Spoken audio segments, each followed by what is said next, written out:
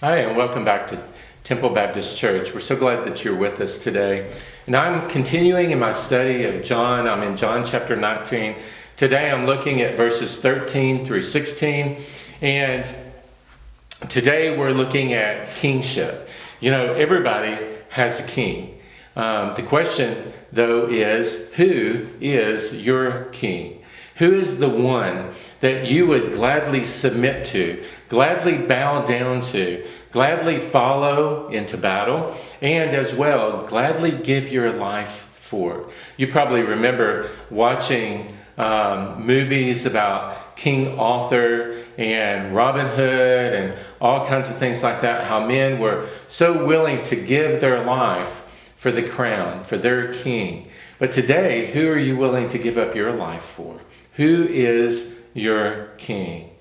Those who had gathered in the streets for the trial of Jesus wondered what Pilate was going to do. Rumors had spread from one person to the next. Those who hated Jesus, the religious leaders and some of the chief priests, they had spread all kinds of lies and accusations about Jesus. And the crowd wondered, what's going to happen to this one who is a rabbi, who is a carpenter, this one who some call the Prince of Peace, the one who has the power to raise people from the dead? Is he going to be able to save himself? Jesus was at the center of attention that day, not Pilate, not the religious leaders, not Caesar. All eyes were on Jesus, and everybody waited to see what was going to happen to him. Pilate sent Jesus before the people, and Pilate proclaimed to them, "Behold your king." Look at this passage with me. We see there in verse 15, it says, "The people cried out to Pilate, 'Away with him! Away with him! Crucify him!' But Pilate said to them, 'Shall I crucify your king?' The chief priests answered, 'We have no king but Caesar.'" We have no king but Caesar. Here are these men. Now certainly Pilate wasn't a man of God.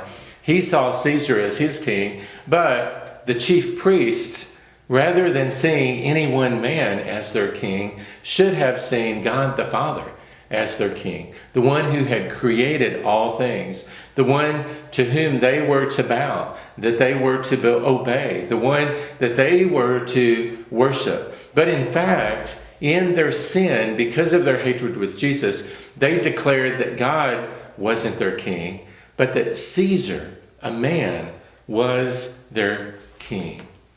Their hearts were tainted because of the sin that consumed and controlled them and led them to a selfishness that would so overwhelm them that they wouldn't even understand exactly what they were saying. Many people today are just like that. They don't really know who the king is supposed to be. And if they've heard before that God is to be king or that Jesus is to be king, they don't quite understand, how is all of that supposed to work? How's it supposed to work that Jesus becomes my king? And so they're unable to see and hear and know within their hearts how they're supposed to respond to the message of the Bible. Jesus has died as the payment for your sin, and he wants to be your king.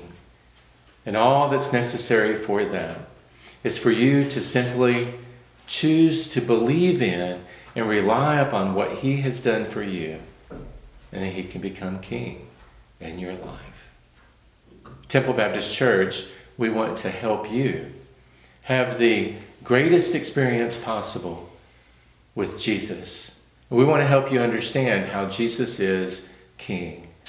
Come and join us. We have worship every Sunday at 8 a.m. and at 10 a.m., at 6 p.m. on Sundays, 7 p.m. on Wednesday nights. We have Bible study. Come and join us and learn how Jesus can be King, Lord, and Savior in your life. Bless you. Have a good day.